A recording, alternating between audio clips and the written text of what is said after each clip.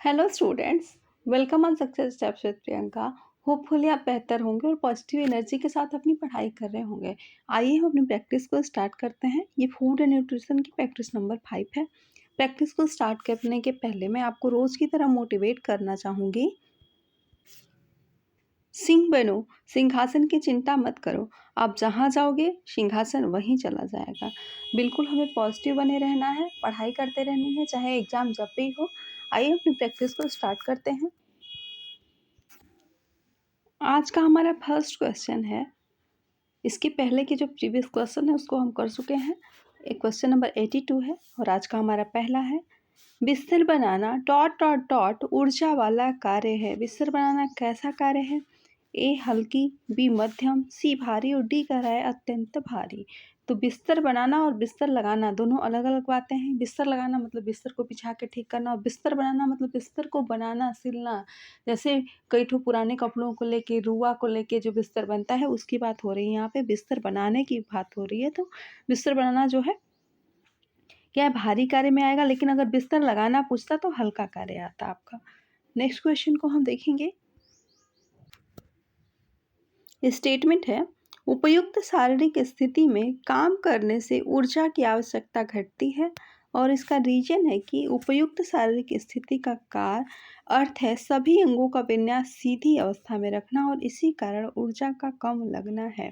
तो उपयुक्त शारीरिक स्थिति में अगर हम अपने शरीर को, अपने बॉडी लैंग्वेज को, जो काम करने का मुद्रा होता है उस मुद्रा में रखेंगे, काम करने की सही स्थिति में रखेंगे, तो ऊर्जा की क्या है, कम आवश्यकता होगी।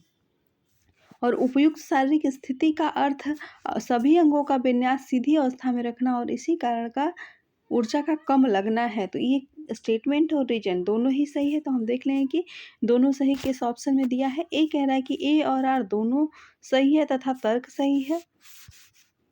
बी कह रहा है कि ए सही है और आर भी नहीं परंतु तर्क सही नहीं है। और सी कह रहा है आपका कि ए सही है और आर गलत है परंतु तर्क सही है। और डी कह रहा है कि ए और आर जो है दोनों गलत है।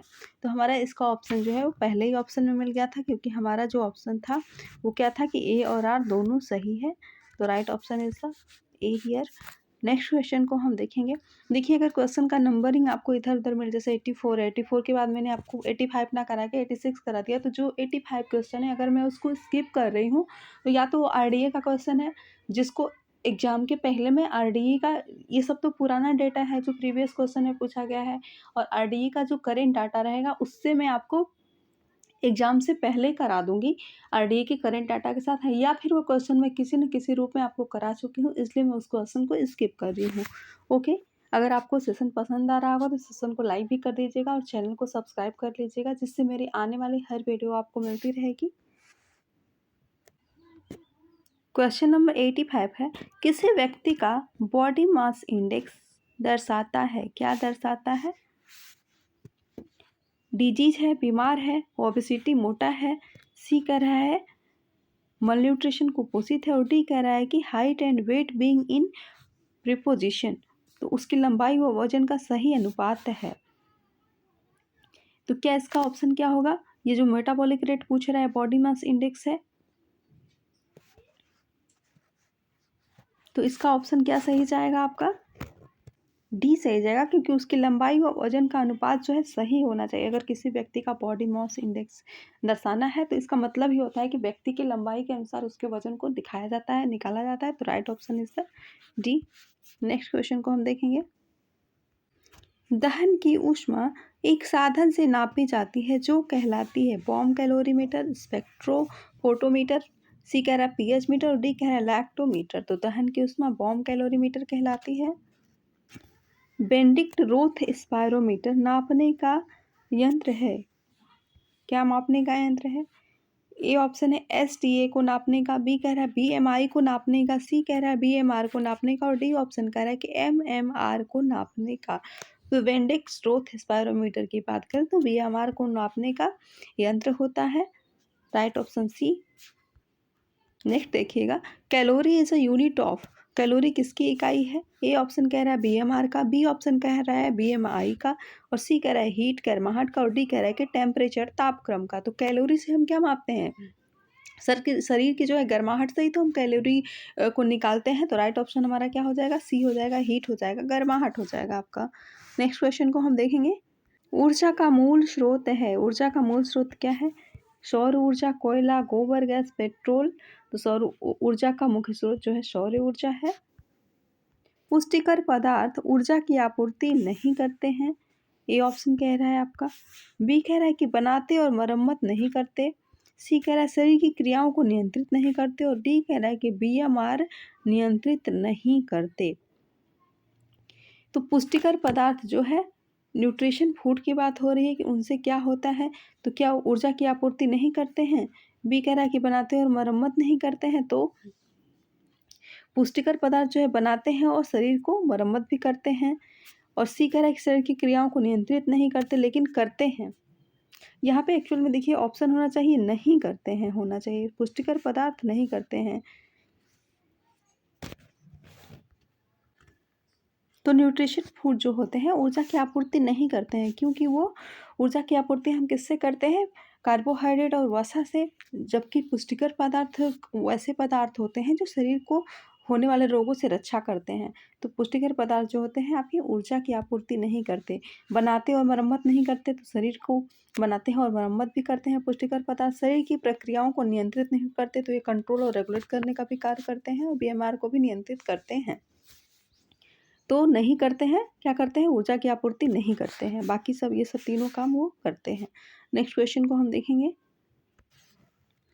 खाद्य ऊर्जा की कांत्रिक क्रिटिकल इकाई दिखाई जाती है, ऐसे कैसे दिखाई जाती है? ए है 1:2 into B M R, B है कि 1:4 into B M R, C है 1:2 इंटू बी एम आई, और डी है कि 1:4 बी एम आई। तो जिसमें इस इंटू नहीं है वो तो ऐसे ही ऑप्शन कट गया। अब हम देखते हैं कि कौन सा है। तो खाद्य ऊर्जा की क्रांतिक क्रिटिकल इकाई दिखाई जाती है किससे? 1:4 into B M R. Right option B. बात करें बीएमआर की, तो बीएमआर जो है सभी व्यक्तियों का अलग अलग होता है, अलग अलग निकाला भी जाता है। और जो व्यक्ति के वजन और ऊंचाई तथा उसका रोज के काम करने की शैली है उसके आधार पर व्यक्ति का बीएमआर निकाला जाता है। नेक्स्ट क्वेश्चन को हम देखेंगे। उसके आधार पर निकाला नहीं जाता है, निर्भर करता है कि उसका बीमार कितना होगा, व्यक्ति का खान पान कैसा है, वो कैसा, उसकी कार्यशैली क्या है, ऊंचाई क्या है, लंबाई क्या है, कितना मोटा है, ये सब के आधार पर उसका बीएमआर निर्भर करता है। सेल्सियस तथा फ़ारेनहाइट पैमाना एक ही रीडिंग देते हैं, कब देते हैं? -40 डिग्री ताप पर, -30 डिग्री ताप पर, -273 डिग्री ताप पर, और डी कह रहा है कि -100 डिग्री ताप पर। तो सेल्सियस और फ़ारेनहाइट एक ऐसा मोमेंट आता है जिस पर एक ही रीडिंग देते हैं, वो -40 डिग्री ताप पर। सोलर कुकर के डिब्बों में काला रंग, उसमें अवशोषण क्षमता में कमी होती है। बी कह रहा है कि अवशोषण क्षमता में वृद्धि होती है। सी कह रहा है अवशोषण क्षमता बराबर होती है। और डी कह रहा है उपरोक्त में से कोई नहीं। तो सोलर कुकर के डिब्बों में काला रंग होने से उसमें क्या है? अवशोषण क्षमता में वृद्धि होती है, क्योंकि काला रंग जो है हीट को जल्दी अवशोषित करता है, गर्माहट को जल्दी अवशोषित कर लेता है। नेक्स्ट क्वेश्चन को देखेंगे। विद्युत तापीय उपकरणों में थर्मोस्टेट का कार्य है, क्या कार्य है? ऊष्मा संचरण, ताप समाहन, सी ऊष्मा नियंत्रण, और डी कह रहा है कि इनमें से कोई नहीं। तो विद्युत तापीय उपकरणों में थर्मोस्टेटर का कार्य जो है ऊष्मा नियंत्रण, हीट को कंट्रोल करना है। एक स्नैक जो देता है 12 ग्राम कार्बोहाइड्रेट एवं 3 ग्राम वसा, वह शरीर को कितनी कैलोरीज देगा? A 60 kilo calories, 135 kilo calories, C option है 75 किलो कैलोरीज, और डी ऑप्शन है इनमें से कोई नहीं। तो एक स्नैक जो है 12 ग्राम कार्बोहाइड्रेट, 12 ग्राम कार्बोहाइड्रेट की बात हो रही है। तो 1 ग्राम कार्बोहाइड्रेट से हमें कितना प्राप्त होता है कैलोरी? 4 प्राप्त होता है। 4 कैलोरी, 1 ग्राम अगर हम कार्बोहाइड्रेट लेते हैं तो उससे हमें 4 किलो कैलोरी प्राप्त होता है। और अगर हम 1 ग्राम वसा लेते हैं तो उससे हमें 9 किलो कैलोरी हमें प्राप्त होता है। तो अगर 9 किलो कैलोरी 1 ग्राम वसा से प्राप्त होता है तो 3 ग्राम वसा ले रहा है व्यक्ति, तो 9 × 3 हो जाएगा। और कार्बोहाइड्रेट की बात करें तो 1 ग्राम से हमें 4 किलो कैलोरी मिल रहा है, और 12 ग्राम कार्बोहाइड्रेट वो स्नैक्स दे रहा है, तो 4 × 12 हो जाएगा। अब हम देख लेंगे इन दोनों को इंटू करके हम जो वैल्यू आएगी उसको प्लस कर देंगे, तो 12 चौक कितना होगा, 48 होगा, और 9 3 27 होगा। दोनों को जब हम ऐड करेंगे तो दोनों को ऐड करने के पश्चात हमारा जो आएगा उत्तर वो 75 आ जाएगा। तो 75 किलो कैलोरी जो है उस स्नैक से हमें प्राप्त होगा, जो स्नैक जो है 12 ग्राम कार्बोहाइड्रेट और 3 ग्राम वसा दे रहा है। नेक्स्ट क्वेश्चन को हम देखेंगे। शरीर के तापक्रम में 1 डिग्री फ़ारेनहाइट परिवर्तन होने में ऊर्जा ह्रास होती है।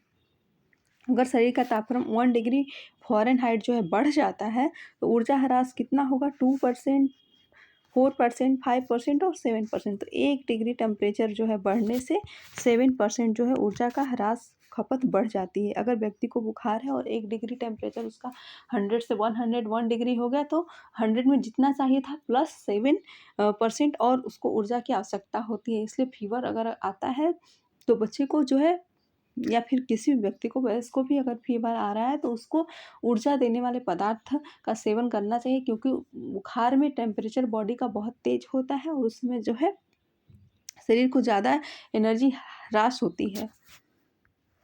1 डिग्री टेम्परेचर पे कितना, 7% ह्रास होती है। तो राइट ऑप्शन इसमें हमारा डी चला जाएगा। बीएमआर के बारे में गलत कथन को चुनिए। गलत कथन को आपको सेलेक्ट करना है। ए कह रहा है बीएमआर शरीर के सतही क्षेत्र से संबंधित है। बी कह रहा है कि बीएमआर व्यक्ति की उम्र के व्युत्क्रमानुपाती से है, व्युत्क्रमानुपाती से है। सी कह रहा है कि बीएमआर गर्म जलवायु में पड़ता है, और डी कह रहा है कि पुरुषों का बीएमआर उसी क्रम की महिलाओं की अपेक्षा उच्च होता है। तो बीएमआर शरीर के सतही क्षेत्र से संबंधित होता है, ये तो सही है। और बीएमआर व्यक्ति के उम्र के व्युत्क्रमानुपाती है, ये भी बात सही है कि उम्र के अनुसार ही व्यक्ति का बीएमआर जो है चेक होता है, उस पर ही निर्भर करता है। और बीएमआर गर्म जलवायु में बढ़ जाता है, ये ऑप्शन सही नहीं है, क्योंकि बीएमआर जो है गर्म जलवायु में बढ़ता नहीं है, तो उतना ही होता है या तो कम हो जाता है। और डी कह रहा है कि पुरुषों का बीएमआर उसी क्रम की महिलाओं की अपेक्षा उच्च होता है, तो ये भी बात सही है। पुरुष और उम्र और महिला की उम्र, अगर एक ही पुरुष और महिला की उम्र का बीएमआर निकाला जाए तो पुरुषों का ज़्यादा होगा और महिला का कम होगा। तो ये तीनों ऑप्शन सही है, लेकिन सी ऑप्शन बीएमआर गर्म जलवायु में बढ़ता नहीं है बल्कि घट जाता है। तो right option is see here. निम्नलिखित को मिलाइए। सूची फर्स्ट और सूची सेकंड दी गई है, इसको हमें मैच करना है। हम देखें कि भोजन का संबंध जो है किससे है, तो भोजन का संबंध इसमें से सूक्ष्म जीवों से होगा। तो ए का क्या हो गया, दूसरा हो गया। बी देखें विषाक्त रसायन, विषाक्त रसायन का संबंध कीटनाशक से होगा, जो 3 नंबर पे है। अब देखते हैं सी सीसा विषाक्तता, सीसा विषाक्तता संबंध जो है बर्तन से होगा, 5। और डी कवक, कवक का संबंध माइकोटॉक्सिन, कवक एक माइकोटॉक्सिन है, तो 1 में है। और संक्रमणीय हेपेटाइटिस का संबंध किससे होगा, भोजन के जरिए विषाणु संक्रमण से जो है संक्रमणीय हेपेटाइटिस होता है, तो इसका हो गया 4 से। तो इस प्रकार से जो हमारा ऑप्शन बना है वो बना है दूसरा, तीसरा, पांचवा, पहला और चौथा। तो हमने बताया है कि जब भी बड़े ऑप्शन को हम लोग करेंगे, एग्जाम में सॉल्व करेंगे, तो ऑप्शन पे हमेशा कट लगाते जाएंगे। तो ए का हम लोगों ने दूसरा सेलेक्ट किया है, तो हम देख लेंगे कि ए का दूसरा किस ऑप्शन में दिया हुआ है। देखिए ए में ए का पहला दिया हुआ है, इसलिए पूरा ऑप्शन कट गया। बी में पांचवा दिया हुआ है, तो ये भी कट गया। सी में बस दूसरा दिया हुआ है, और डी में देखिए तीसरा दिया हुआ है। इस तरह से जब ऑप्शन कटा तो हमें एक ऑप्शन को चेक करने से ही सारा ऑप्शन हमारा मिल गया। तो राइट ऑप्शन हमारा सी हो गया। एसिटामिनोफेन विषाक्तता जो सबसे आम दवा है, इनमें से किस विफलता का कारण है। ए कह रहा है फेफड़ी, बी कह रहा है किडनी, सी कह रहा है लीवर और डी कह रहा है कि मस्तिष्क। तो जब भी इस प्रकार का क्वेश्चन आए आपके सामने, तो हम जब कुछ भी खाते हैं तो वो लीवर में जाता है, लीवर को डैमेज होने की संभावना ज़्यादा रहती है। तो अगर आपको ऑप्शन आता है तब तो ठीक है, पढ़ के लगाइए। अगर नहीं आता है तो ज़्यादातर ऑप्शन आप लीवर को सिलेक्ट करेंगे, क्योंकि हम जो भी खाते हैं तो लीवर में ही जाता है, और लीवर में ही विषाक्तता होने की विषाक्तता होने की ज़्यादा संभावना रहती है, खाने पीने से चीज़ें अगर पूछी जाएँ तो। राइट ऑप्शन हमारा सी हो जाएगा, इसका राइट ऑप्शन सी ही होगा। एसिटामिनोफेन विषाक्तता जो है सबसे आम दवा है, इनमें से किस विफलता का कारण है, तो लीवर की विफलता का ये कारण है। नेक्स्ट क्वेश्चन को हम देखेंगे।